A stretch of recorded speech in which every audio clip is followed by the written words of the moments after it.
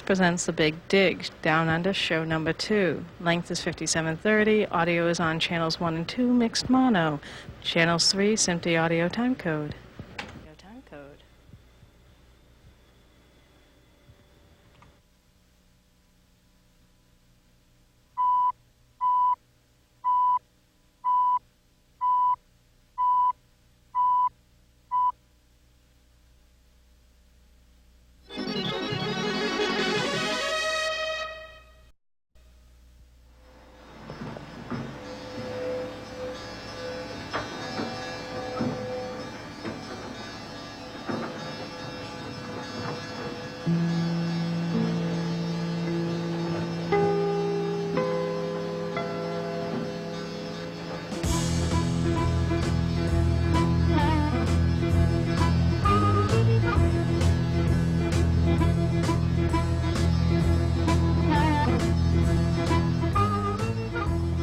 Dirt.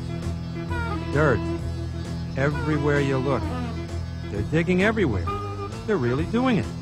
But I'm so tired of crying, but I'm out on the road again. I'm on the road again. But I'm so tired of crying, but I'm out on the road again. I'm on the road again.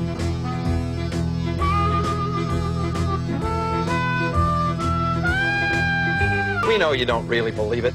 We know who you are. We've done studies. I'm Arnie Reisman. Most of you still think the building of the Third Harbor Tunnel and the depression of the Central Artery are still dreams on drawing boards, which means most of you are not spending too much time around Logan Airport, Commonwealth Flats in South Boston, City Square in Charlestown, the downtown financial district, or even that straight line from Dorchester Avenue to Congress Street.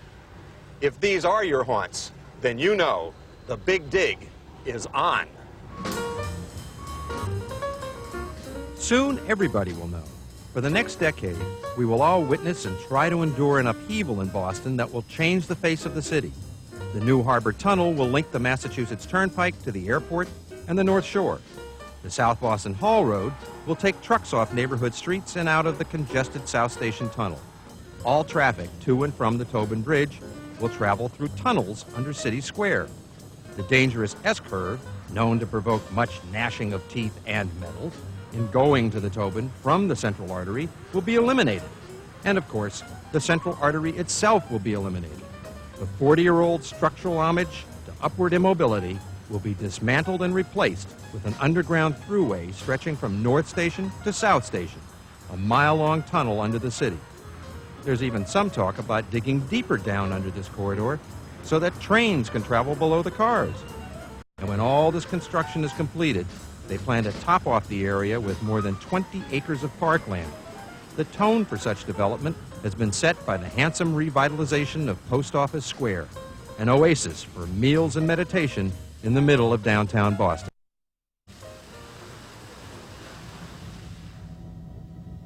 This whole venture has become the nation's largest public works project. For nearly $7 billion, a sum that expands with changes, the Big Dig calculates out at about $1 billion a mile. Who's paying for this? Interestingly enough, just about every single American. Federal highway taxes will cover around 85% of this high-ticket item. The Big Dig will mean 15,000 new jobs. It'll also mean 15,000 headaches. You can't blast a new pathway through a whole lot of nests without ruffling feathers. They found out that much 40 years ago when they put up the Central Artery. But this time out, they want everybody to be happy. It's called the politics of mitigation. Like that design for the Charles River crossing. It's been everything from Plan A to Scheme Z. And it keeps getting stuck between the rock of aesthetics and the hard place of environmental impact. But they keep telling us, eventually, everybody will be happy. Or satisfied, I guess. Since funding for the artery part of this project is tied to the crossing, construction for the depression has not yet been given the green light. It's off the red light, mind you. It's just stuck on yellow, where it will stay until everyone comes together on a crossing design. So let's take a look at what's really happening now and what's on tap for the next few months. On May 11, 1993, 500 interested business people gathered at the Federal Reserve Bank to listen to State Transportation Secretary James Karasiotis update the scorecard at a Project Pep rally. 1993 is looking like a banner year in terms of project milestones and achievements. 90% of the project is in final design. Utility relocation is underway in downtown Boston, and the South Boston Hall Road, which is going to be the first major piece of construction to be completed, will be completed this fall. We're continuing construction in South Boston and East Boston on the Third Harbor Tunnel approaches, and by the end of this year, all of the binocular tubes which make up the Third Harbor Tunnel will be positioned in the harbor. In addition, we've awarded contracts for the Cana Loop ramps and anticipate access to the Tobin Bridge as early as this summer and a connection between I-93 and the Tobin by fall of 1994. As you can see, things are moving along and we're beginning to see the face of the 21st century city, preparing itself for the economic and environmental demands of a rapidly changing world. That's 4 major elements he highlighted. 4 major elements in this joint venture of Massachusetts and the engineering combine of Bechtel Parsons Brinkerhoff, working under the watchful eye of the Federal Highway Administration. Let's take a look at them one at a time. The Third Harbor Tunnel is already halfway through completion. It will consist of 12 binocular tube sections, 2 lanes going east, 2 lanes going west. They are manufactured at the Bethlehem Steel Shipyard in Baltimore and floated up here at the rate of 1 a month. 6 of these steel and concrete tubes, each 325 feet long, 80 feet wide, and 40 feet deep, have been embedded and covered in a trench on the harbor floor. One of the world's largest dredging cranes, the Super Scoop, is out there every day working that trench, which stretches just about 3/4 of a mile between Subaru Pier in South Boston and the Bird Island Flats at Logan Airport. At full length, the tunnel will run about 1.6 miles, making it a bit longer than Sumner or Callahan. Before it's floated out in a lay barge and lowered into the trench, each tube gets outfitted at Black Falcon Pier next to Subaru Pier. Work goes on at 3 tubes in increasing degrees of detail. The more work done on the 4-lane tunnel section, the more it sinks into the harbor. In May, we had the opportunity to descend into these steel tubes and watch them change into submerged concrete highways. Stan Haas is the resident engineer overseeing this project for the Massachusetts Highway Department. Well, after the tube sections are brought in from Baltimore and they're offloaded from the sinking barge, the first thing that we'll do is to construct the safety rigging that has to go on the tubes, on the top of the tubes, to facilitate workmen's access to and from the tubes. These are handrails and ladders and stairways and the ramps that allow you to access the tube. After that's in place, the first piece of work that will go on is the installation of what's known as the low haunch, which is the haunch section concrete which is below the roadway and makes up the 2 side walls of the supply air plenum. This is the first placement of concrete to go inside the tubes.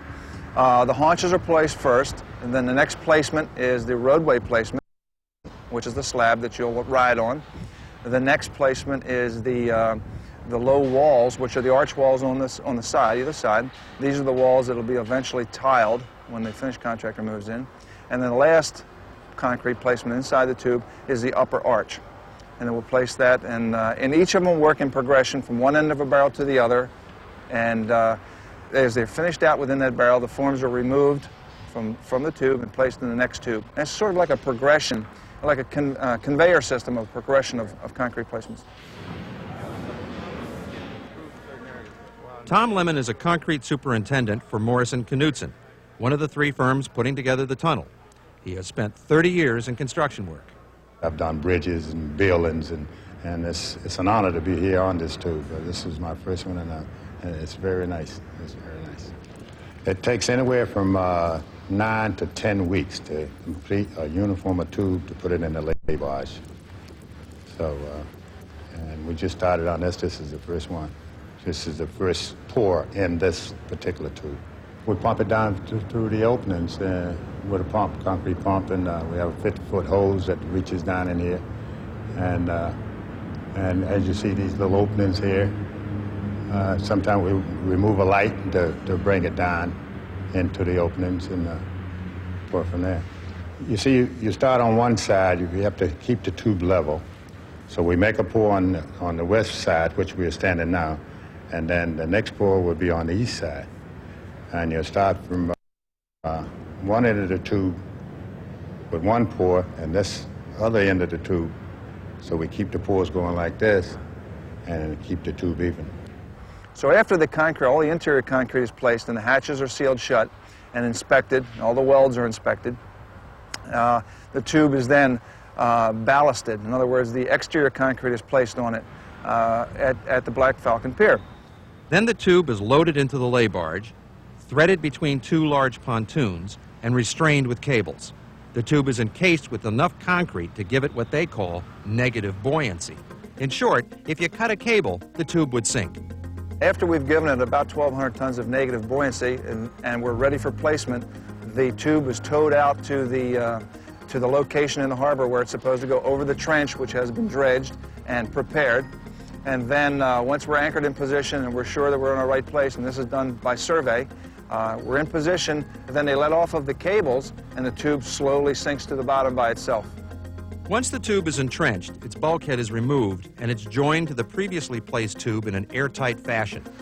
If you have any doubts about traveling through such a structure, keep in mind the Fort McHenry Tunnel in Baltimore and the I-664 tunnel in Norfolk, Virginia are just two other examples of immersed tube tunnels on the East Coast.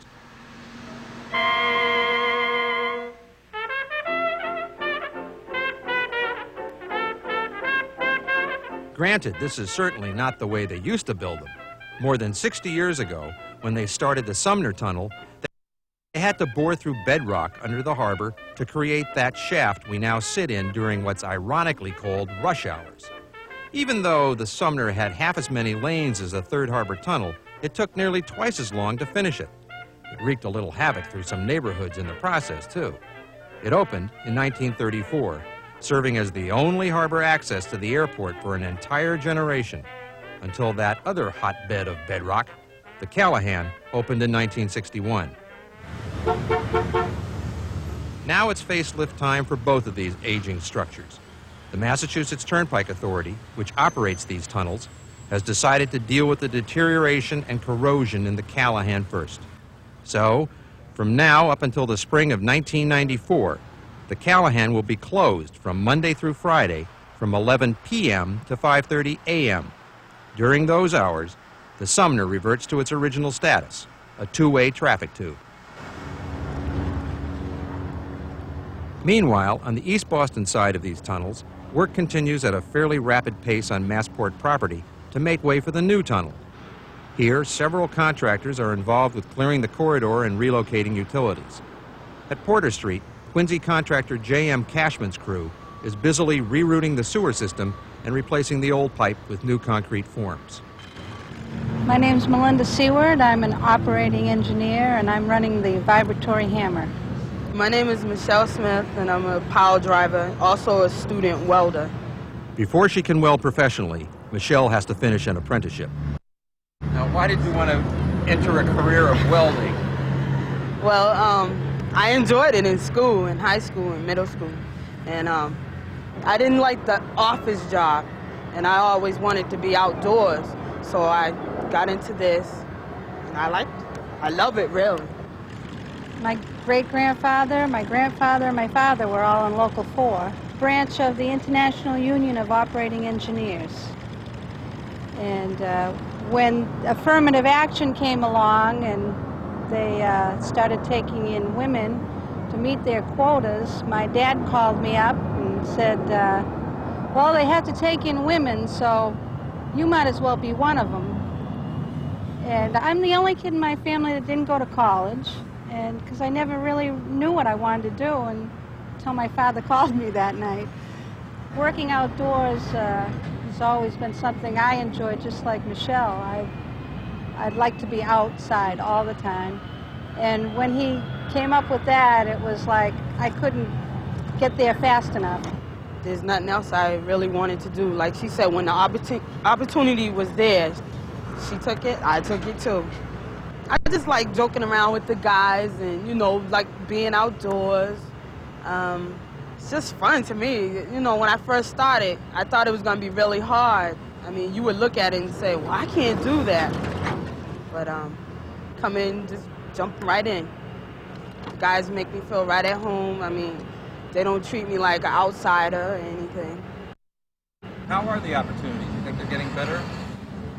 Well, I'm working, and I'm very grateful. And I'm working on a job where I'm getting top rates, so that's good. I would like the opportunity to get on a crane, but I'll take what I can get. I own a cherry picker of my own up in New Hampshire, and I've been running it for the past 5 years. It's called Dame Crane Service. The guys around here keep calling it a pink crane, but you have some other expression. Well, it's not pink. The crane is black. It has raspberry chiffon wheels, actually. The wheels. Yes, the wheels are raspberry chiffon, and it has pink lettering. You guys have any idea what this whole thing is going to look like when this is done? I don't have a clue. It's not all that unusual anymore to have women in construction, particularly on the Big Dig. They're highly visible. Project contracts require 25% minority and 7% women for on-site workforce participation. These goals constitute a far cry from the makeup of the crew working on the old Sumner. But they didn't believe in working with hard hats back then either. In that era, women found employment in construction, manufacture, and other blue-collar situations, primarily during wartime, when men were sent overseas to hoist M1s instead of I-beams. Today, it's a different world. Just ask Michelle or Melinda. But don't bother them until they finish their job. By that time, and by the time the repairs on the Callahan and Sumner have been completed, the Third Harbor Tunnel will have reached a milepost. By April of 1994, we will have removed the final bulkhead and will be able to move by foot anyway from South Boston to East Boston. And at that point in time, all of the finish work that goes on within the tunnel will be underway, and we'll be opening the tunnel sometime in the spring of 1995. The tunnel will be open for commercial vehicles and probably high occupancy vehicles during the 1995 to say 1998 time frame, simply because we need to complete the interchange up here to our north at 1A, and we need to complete the connections between the Turnpike and I-93 and the Third Harbor Tunnel. So during a period of time between 1995 and 1998, the facility will be open to a smaller number of vehicles. But we believe that as soon as we get the facility open, that will take about 18% of the traffic off of the existing artery. What this means is 18% of the traffic will no longer have to drive through downtown Boston to get to Logan or anywhere to the north. What this also means is if you want to try out the new tunnel before 1998 and you don't have commercial plates, start a slush fund for cabs and buses. The tunnel essentially ends on the airport in the vicinity of where the Eastern Airlines hangar used to be. That's sort of a landmark in the area near the Terminal A at Logan Airport. That hangar has been demolished by us in order to build the roadway system.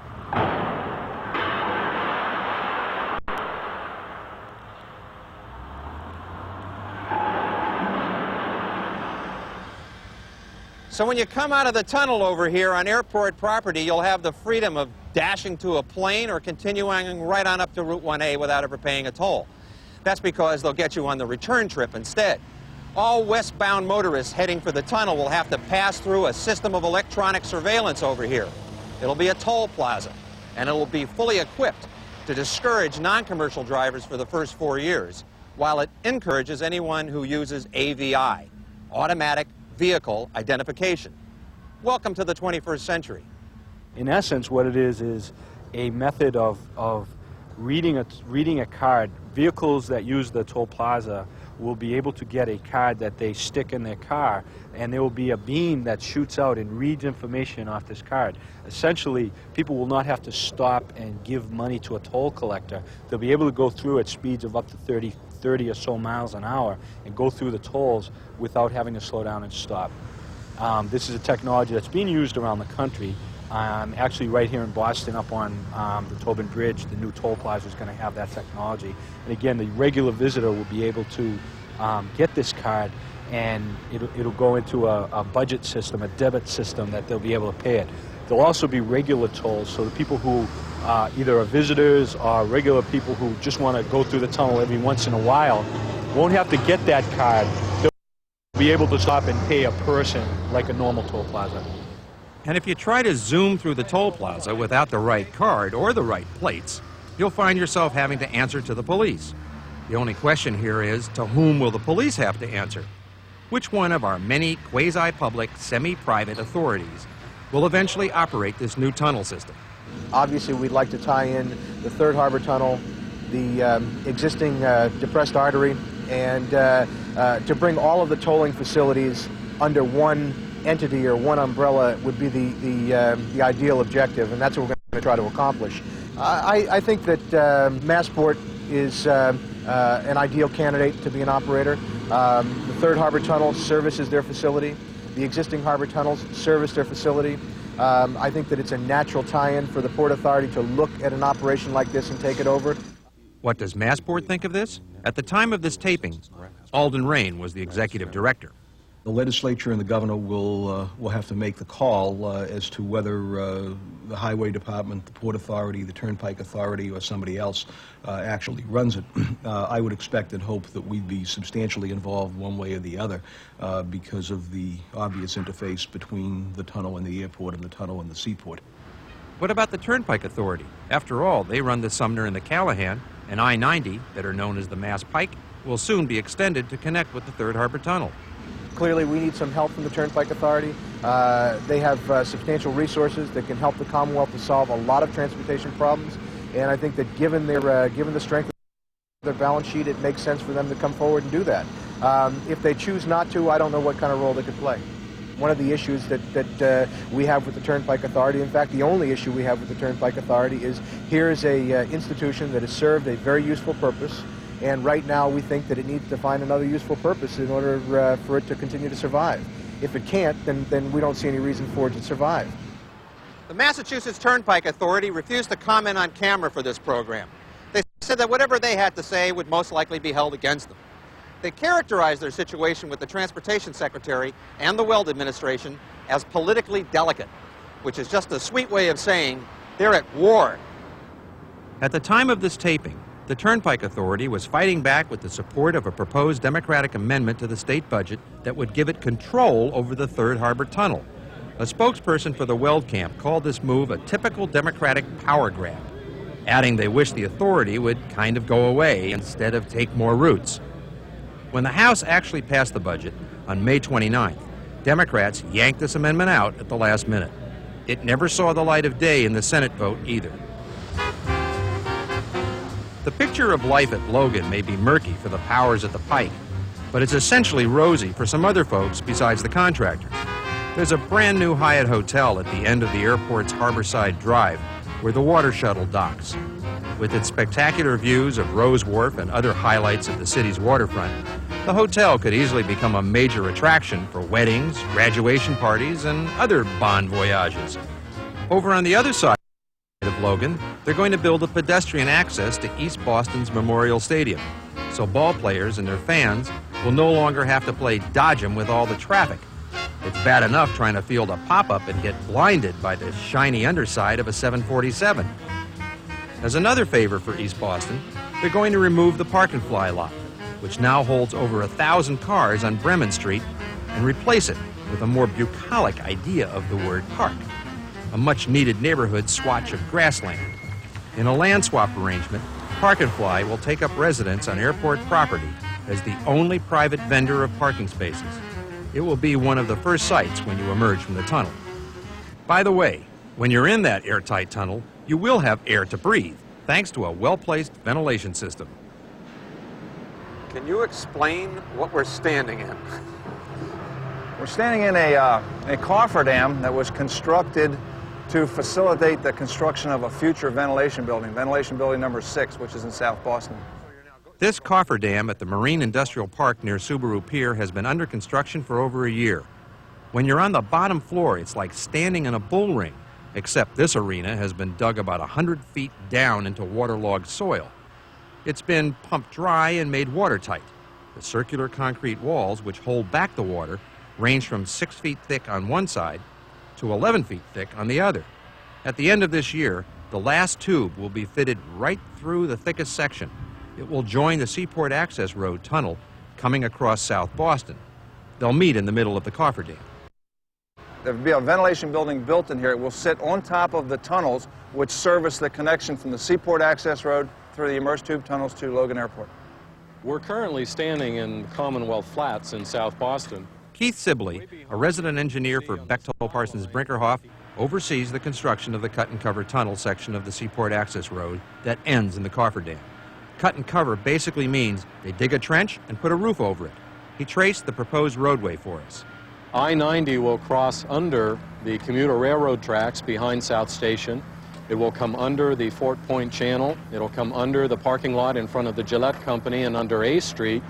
As it comes closer to us across Commonwealth Flats, it comes up behind me here under Viaduct Street, arcing right through the middle of Commonwealth Flats, Massport property here, crossing through the corner of the Boston Marine Industrial Park under Northern Avenue, and it meets the end of the immersed tube tunnel at the edge of the water there in the harbor. This Seaport Access Road, to be accomplished in sections, will be years in the making. On the other hand, one link off this roadway, as Secretary Karasiotis noted, should be ready by this fall. This is the Hall Road, a limited two-lane route for trucks and buses built under the bridges of South Boston along the old Conrail tracks between Dorchester Avenue and Congress Street.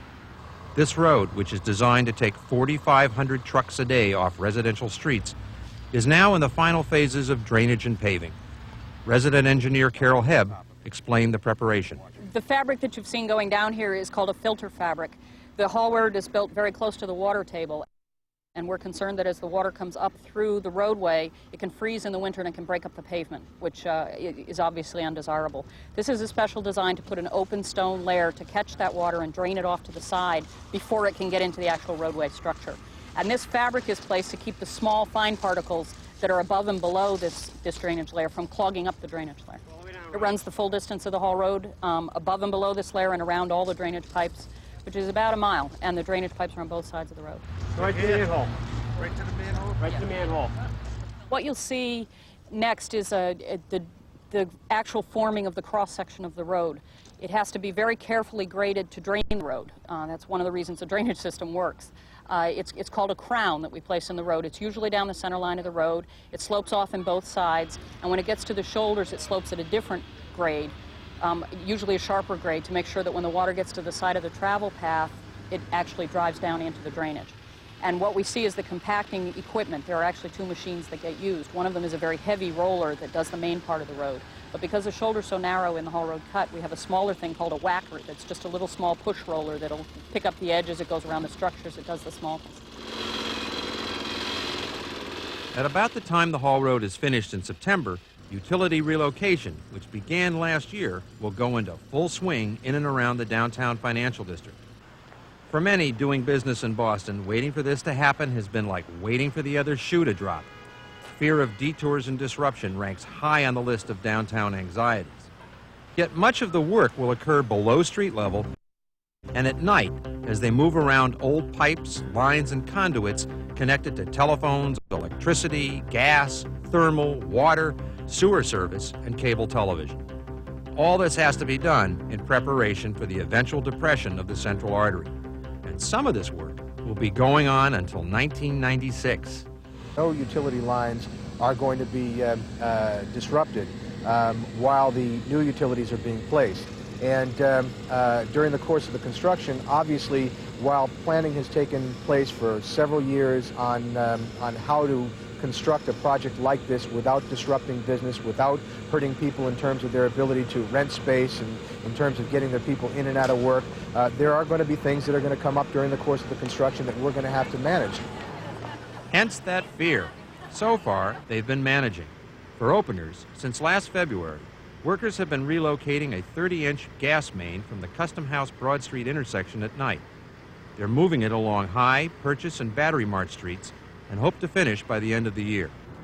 Battery March is one of those classic Boston cow paths that meanders in such a haphazard way that you can actually end up on the corner of Battery March and Battery March.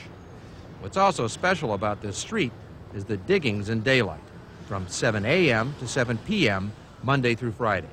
If you're driving, you'll have to go around Battery March and avoid all but the High Street end of it. Utility relocation will continue along both sides of the Artery Surface Road, while a new east-west corridor for pipes, wires, and lines will be constructed near the junction of Clinton and Commercial Streets.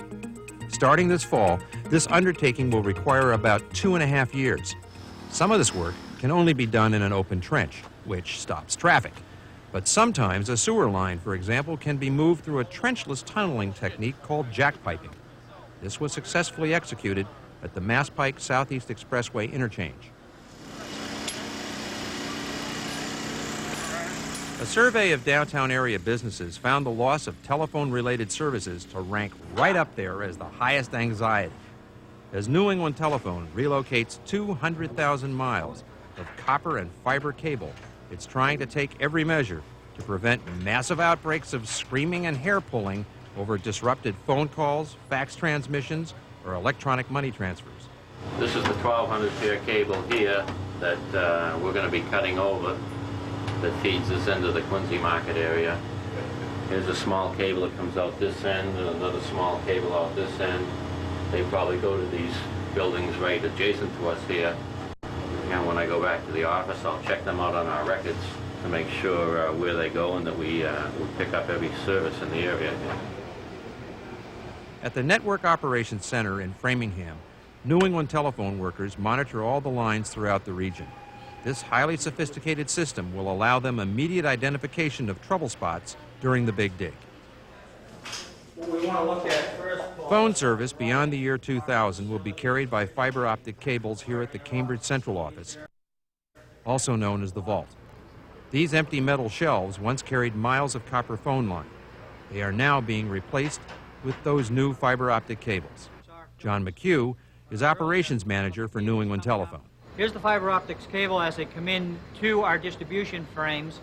And what we do when we bring these in here is we terminate them on a connector shelf, and we take the fiber optic connectors, and if you can get a shot of that, believe it or not, there's a hair-thin fiber right there. And two of these little fibers can carry, approximately 16,000 customer conversations, data circuits, and the equivalent video circuits and fax circuits and anything else in the telecommunications industry that you can think of. This new capability should make the move of circuits from the artery area over to the loop around the city a manageable task. One pulled plug, hopefully the right one, and the old system gives way to the new. All right, now, Lexington, Brockton, you ready to roll this? All right, on my count of three. 1, 2, 3. Okay, I see clean banks both ways. You see it clean? All right. Even if we don't lose phone service during this construction phase, you know we can't say the same for traffic access and parking spaces. But there might be some blessings here. For example, the Northern Avenue on-ramp to the Central Artery northbound, where 3 lanes of traffic convulse rather than converge, will be relocated to High Street. Information about further road closings and new parking and general mayhem will be provided by the Central Artery Project through newspaper inserts and telephone hotlines. Look at it this way. By the time they begin jackhammering and jackpiping down here this fall, life is scheduled to get smoother over at the Tobin Bridge and at City Square in Charlestown. This is the Central Artery North area, that CANA or CANA project. This is a plan to eliminate one of our greatest concentrations of highway havoc, to unsnarl the 4 tentacles of traffic that like to arm wrestle one another over the Charles River. The idea was to find a way to improve the traffic flow from the Tobin, I-93, Starro Drive, and the Central Artery while improving life in Charlestown. To accomplish their aims, project engineers built 2 tunnels under City Square. The northbound tunnel, feeding local traffic onto the Tobin, should be open this summer. The southbound tunnel is slated to open this fall. They've even provided overhead screens on the tunnel ends to help you adjust your eyes from light to dark and vice versa. A nice touch. When CANA is completed, all Tobin traffic will travel through these tunnels. The nail-biting approach to the bridge from the artery will just be a bad memory. Funded as a separate project, Cana construction began 6 years ago, but has been slowed by the havoc and snarling that has delayed the design approval for the Charles River crossing, which has to connect with Cana. But the people who ride this river roller coaster and the people who live under it feel they've waited long enough in the shadows of a half-finished project. So now, the Weld administration has gotten off the dime. Figuring on a timetable that gives them the green light on the crossing design in 1994, they will need about another 8 years after that to build the new crossing, put the artery underground, dismantle the old one, pave new surface roads, seed new parklands, and open for business. In short, they decided, why wait? Let's finish Cana now and worry how it fits into the grand scheme when there is one. Peter Zook is the director of the Central Artery Project. What we are doing in the Cana area is erecting temporary loop ramp viaducts, which will double the ability of that Cana system, which is just being completed to receive traffic from the Mystic Tobin Bridge. We'll go from a 1-ramp to a 2-ramp ability to put traffic onto the existing artery both north and south.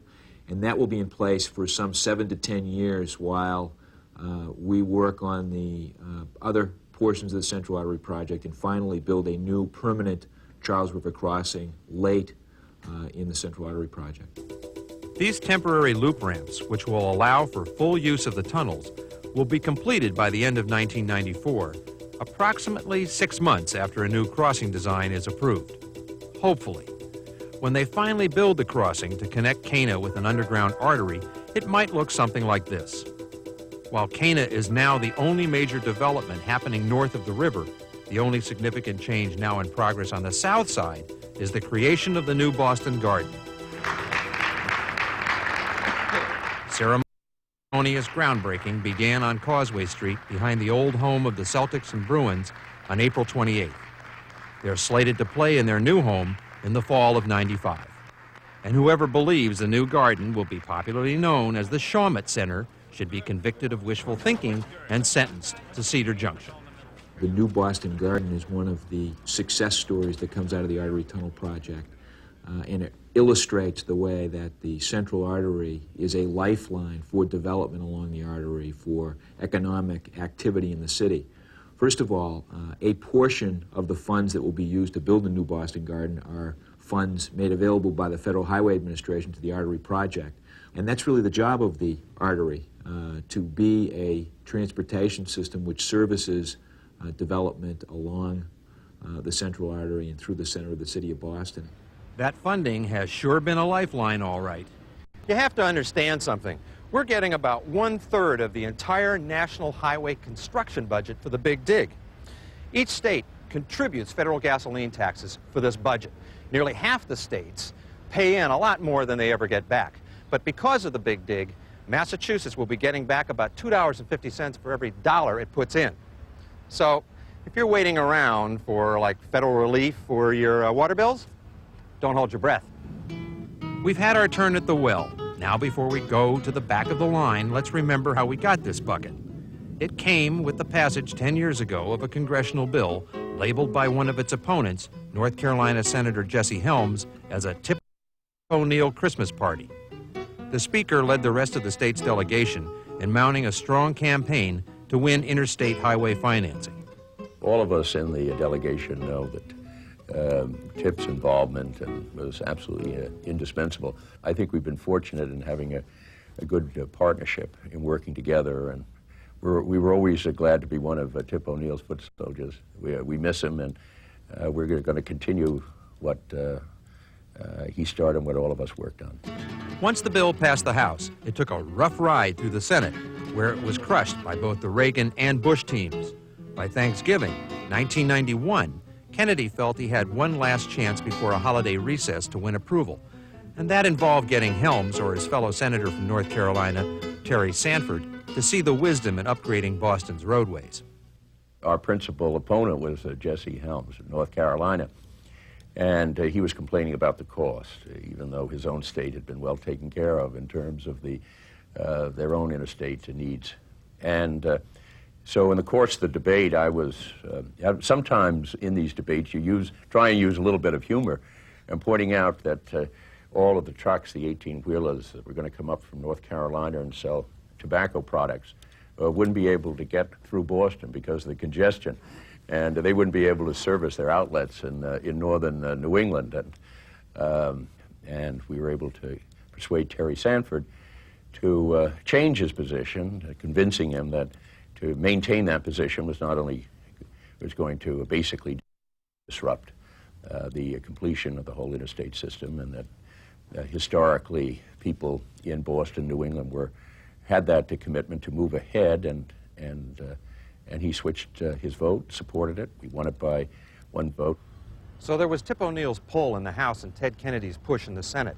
And there were also instrumental tugs along the way from Fred Salvucci, the former State Secretary of Transportation, and from Congressman Joe Moakley, whose district encompasses all the construction. And in the waning days of the Bush administration, Bill Weld took over this building, and it was party time, Republican party time. The Washington establishment was now being hit from both sides. All these efforts paid off, and Massachusetts was awarded enough federal funding to cover about 85% of the artery and tunnel projects. The question now is, how are we going to pay for the rest of it? The funds for the state share of this project are funds which are raised through gasoline taxes, which are paid by motorists using the roadways in Massachusetts. All right, so every time we fill up our tanks, we're contributing to all this construction. But those taxes aren't enough to take care of the operation and maintenance of the artery and tunnel when they're finished, are they? Of course, there will be those tolls at the New Harbor Tunnel. Then you have to add to the cost concerns the mystery element. What it may take to take away all this dirt. The natural byproduct of the Big Dig will accumulate in record-breaking mounds over several areas of the city. By the time they're actually tunneling the artery, this project will have unearthed more than 12 million cubic yards of dirt. When they asked for disposal bids this spring, Zook and the project managers were shocked to receive 2 offers at $200 million, tripling the project's estimate. While they rethink and re-ask, the digging continues. Peter Glover is the area construction manager who makes dirt his business. The material that we see behind me in South Boston is being presently excavated for the approaches to the Third Harbor Tunnel. The material is being stockpiled here. We also have similar material over on the East Boston side at the other portal entrance. Analysis for contamination and toxicity takes place right at the sites. Some of the dirt, basically clay, sand, and gravel, is transported to and examined at a Northern Avenue site opposite Pier 4. 2.7 million cubic yards, nearly 25% of all this dirt, is earmarked for Spectacle Island, sitting out in Boston Harbor. Spectacle Island has had a varied life, and one of the major activities which has shaped Spectacle over the last 80 years was a landfill operation. Presently, that landfill is leaching out liquid into the harbor, and what we are planning to do is to contain that. We're going to enclose the landfill and use our project material to, in fact, shape it for a park. On a rain-soaked visit to Spectacle Island, Ed Ionata, the environmental services manager for Bechtel Parsons Brinkerhoff, explained how they first had to control what's known as leachate. Leachate basically is rainwater that gets in the top, percolates through all the trash that's landfilled here, and comes out the bottom of the island and enters the harbor as contaminated water.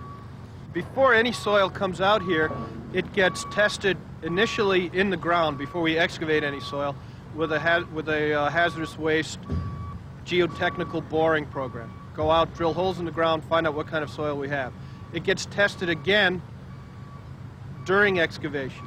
Then it gets a final test at the staging area where they load the barges to be sure that no contaminated soil comes out here. So everything we're bringing out here is tested clean and is good material for capping a landfill. The material that's already here is primarily urban trash from the 1920s through the 1950s. So there's a lot of debris, metal, car batteries, that type of thing. More than 300 years ago, the island actually looked like a pair of spectacles. Its colorful history began as 2 glacial drifts joined by a sandbar. People first went out there to plant food and take its timber. Then for 20 years, they quarantined sufferers of yellow fever out there. The hospital then gave way to picnic grounds. In 1847, 2 resort hotels lured folks from the mainland with gambling. 10 years later, they lured the police and resort life dried up. The next 50 years were dominated by a business that processed horses into hair, hides, and glue. This gave way to a plant that processed just garbage. Soon, everyone was dumping everything here. The island filled out so that it now resembles a potato on a bad day. And the garbage, now about 100 feet deep, is about to give way to those picnic grounds again. When this is finished, it will be a park for passive recreation, hiking, also good wildlife habitat on most of the island, and some active recreation areas such as athletic fields. Also, some plans in development for boating and marina aspects. A subsequent contract will come along and put the park amenities in. Those are yet to be finalized in design, and it's out in probably late 1996, early 1997, when construction of the park amenities will take place. Well, that takes care of some of the dirt, but where's all the rest of it going? Another large quantity will be going out to the ocean for disposal out there. That is the clean, native material that would be dredged in and around the project. The material that was dumped in the harbour over the last 350 years, which is what we call historic fill, that material can be reused, beneficially reused at landfills, and the clean clay that we would excavate beneath that fill can also be reused at landfills to cap and line landfills in Massachusetts. In fact, we now have a state environmental law requiring the capping, lining, or containing of all our landfill sites. That should take care of a considerable amount of dirt. After all, landfill is our middle name. Lest we forget, about 80% of what we call Boston was once water. So we could have transportation systems and an airport we filled in our harbor. Even before that, we used landfill to create East Boston, South Boston, Back Bay, and Charlestown. Federal laws now prohibit us from using any more landfill to stretch our borders. Massachusetts does have a lot of landfills that do require closure at the present time and in the next few years.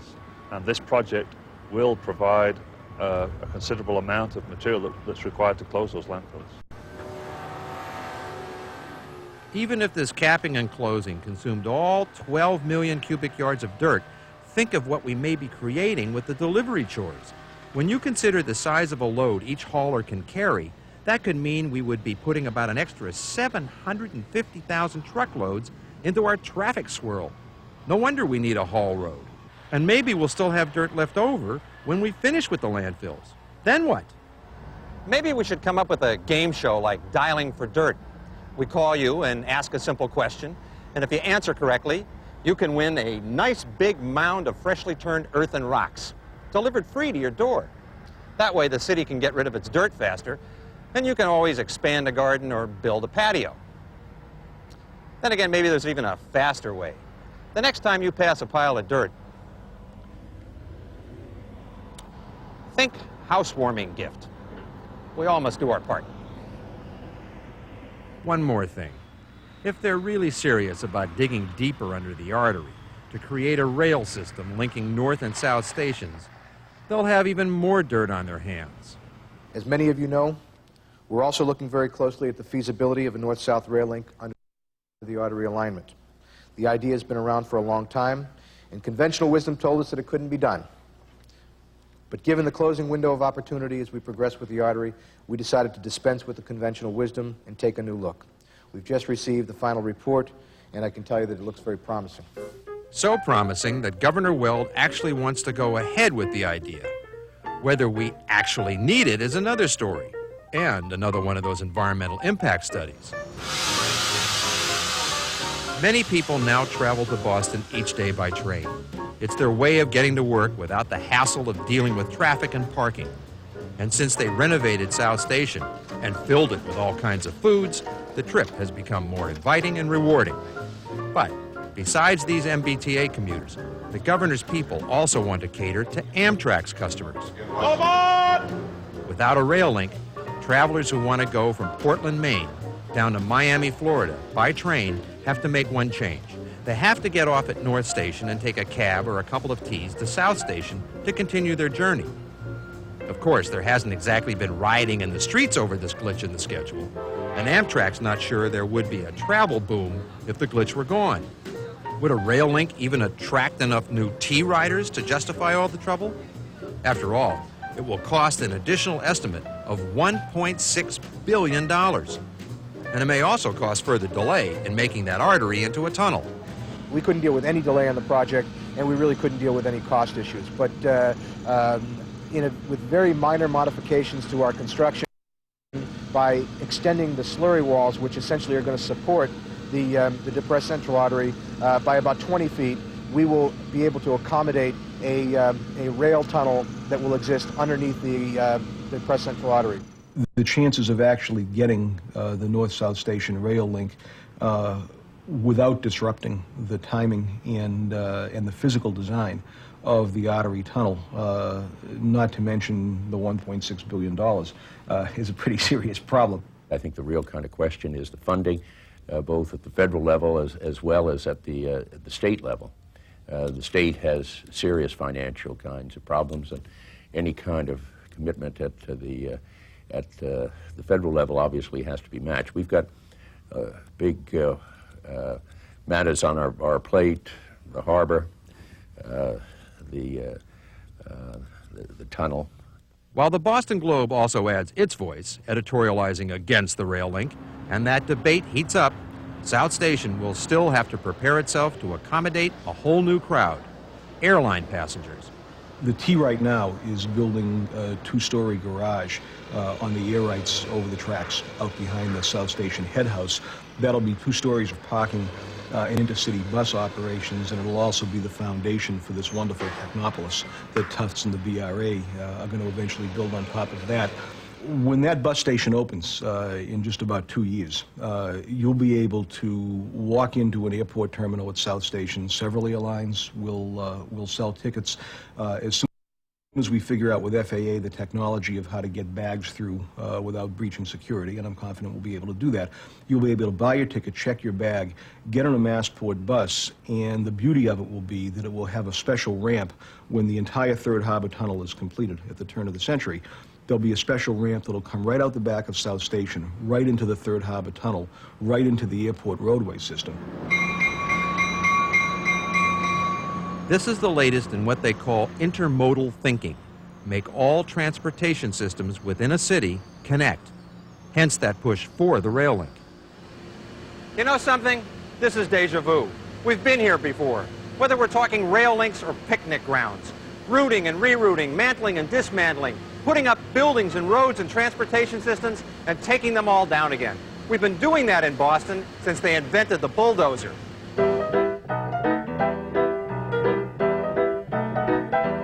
And we've survived. Even at the beginning of this century, when Thomas Edison came here to observe and document the native and peculiar habits of Bostonians, we entertained thoughts of change. Our visions were boundless. If we could create a major metropolis with landfill, we could do anything. So, more than 90 years ago, after the L Street Brownies had already established their whimsical tradition of staying healthy by jumping into the frozen waters off South Boston in the dead of winter, we came up with a rail link. That's right. We decided to uglify the city, but bring it into the 20th century by putting up an elevated train system that looped its way past stately South Station, along Atlantic Avenue, through the financial district and downtown, and up to North Station and beyond. For more than 40 years, Bostonians traveled in and out of the city by train past the 4th floor windows of merchants and residents. Then, when World War II came along, the rail system was dismantled. It wasn't needed anymore. After all, we had buses and trolleys and cabs. And to be sure, we had cars. Lots and lots of cars. Rail links were passé. One of the advantages in tearing down the elevated in the 40s was we could help the war effort and sell the scrap metal to the U.S. military. Spurred on by slogans of patriotism, that's exactly what we did. After all, we all must do our part. Of course, 10 years after we tore this down, we put up the central artery. Now we're about to take that down, and put it instead under the street. And below that, we may even bring back the railroad. Keep calm. Our lives will be disrupted. But we've been here before and we've made it. The larger question is, when will we ever finish this city? Delaying tactics can be seen on any horizon. One we can see clearly right now is that rail link. Another is the fight over a location choice for the proposed megaplex with its convention center and football stadium. We'll just have to wait and see. But a lot of life has conditioned us to such waiting. The long-range question has to be, how long can we make changes without damaging the earth beneath us? Will our underpinnings give way to sinkholes? If we keep digging away at our roots, what's the worst that could happen? We might discover Atlantis, or Boston may soon be a major city in South America. If you want to keep in step with the changes that are going to happen, and if you want to know where you can step, you'd be better off staying tuned to us over the next decade. We'll be doing these progress reports to help you stay informed. Whoops! Whoa! Wow, you want to talk sinkholes? I thought the sign said the other way was the wrong way. I think I just slipped into another part of the construction. I'm not wearing a hard hat. I don't think I'm supposed to be in here.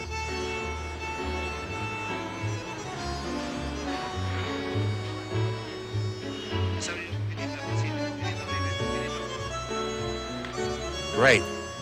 This doesn't look the least bit familiar. Did I just see signs in Spanish? Nah. Wait a minute. What's the Bunker Hill Monument doing in the middle of downtown Boston? And why does this even look like downtown Boston? Take a deep breath. I did fall through something, didn't I? Some of these holes are really deep.